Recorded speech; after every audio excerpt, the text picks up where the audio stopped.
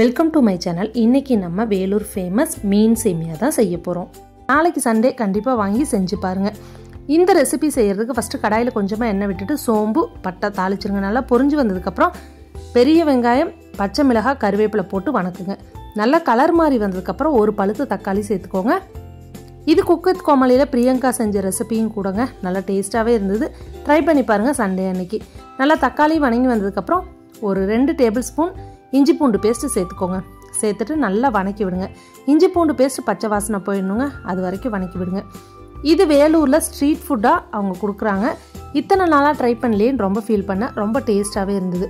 இப்போ கறி மசால் தூள், தனி மிளகாய் தூள், மல்லித்தூள், அதுக்கப்புறம் கொஞ்சமாக கரம் மசால் தூள் சேர்த்துக்கோங்க. சேர்த்துட்டு நல்லா கலந்து விடுங்க. இந்த மசாலா பச்சை வாசனை போகிறதுக்கு கொஞ்சமாக தண்ணி ஆட் பண்ணியிருக்கேன் கொதிக்கிறதுக்கு. நல்லா கலந்து விட்டுட்டே இருங்க.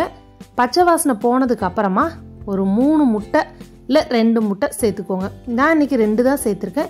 எங்கள் வீட்டில் இது 5 பேர்த்துக்கு செஞ்சேங்க. அதனால்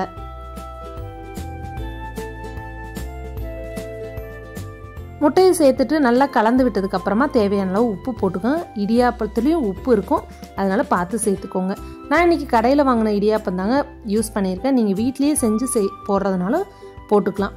இப்போ நல்லா கலந்து விட்டுட்டு இப்போ தேவையான அளவு இடியாப்பம், நான் இன்றைக்கி 6 இடியாப்பம் எடுத்திருக்கேன்.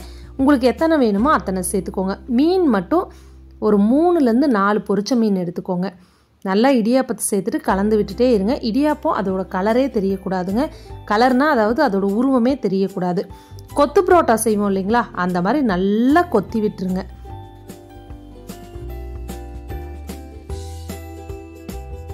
கொத்து பரோட்டா கொத்துனா எப்படி சத்தம் வருமோ அந்த மாதிரி வரணுங்க.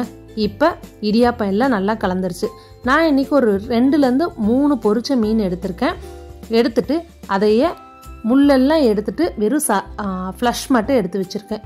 கலந்து விட்டுருங்க. இந்த மாதிரி மீனும் இடியாப்பமும் ஒன்றோட ஒன்று கலந்து வந்துடணும். அங்கங்கே மீன் தெரிஞ்சால் மட்டும் போதுங்க. நல்லா கலந்து விட்டுட்டே இருங்க. ஏன்னா கலந்து விடலைன்னா ஒரே பக்கம் போய் மீன் செட் ஆயிரும். அதனால்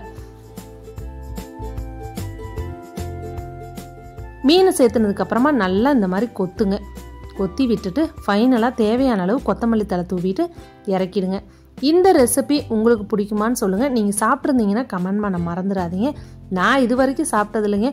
இப்படி ஒரு சேமியா இருக்குதுங்கிறதே எனக்கு தெரியாது. செஞ்சு பார்த்ததுனால தான் தெரிஞ்சுது.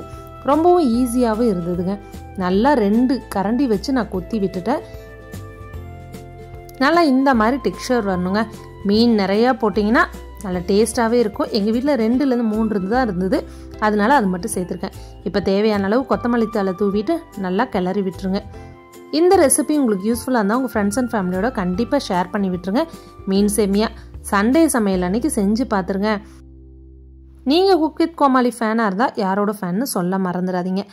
எனக்கு புகழ், குரேஷி இவங்க தான் பிடிக்கும். உங்களுக்கு யாரை பிடிக்கும் சொல்லிடுங்க பார்ப்போம். இப்போ ஃபைனலாக பிளேட்டிங் பண்ணிடலாங்க. இதுக்கு எந்த வித சைட் டிஷ்ஷும் தேவையில்லை.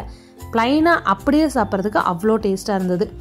இப்போ மீன் சேமியா ரெடி ஆயிடுச்சு. நாளைக்கு ட்ரை பண்ணி பாருங்கள். நாளைக்கு ஒரு நல்ல வீடியோவில் பார்க்குறேன். தேங்க்ஸ் ஃபார் வாட்சிங்.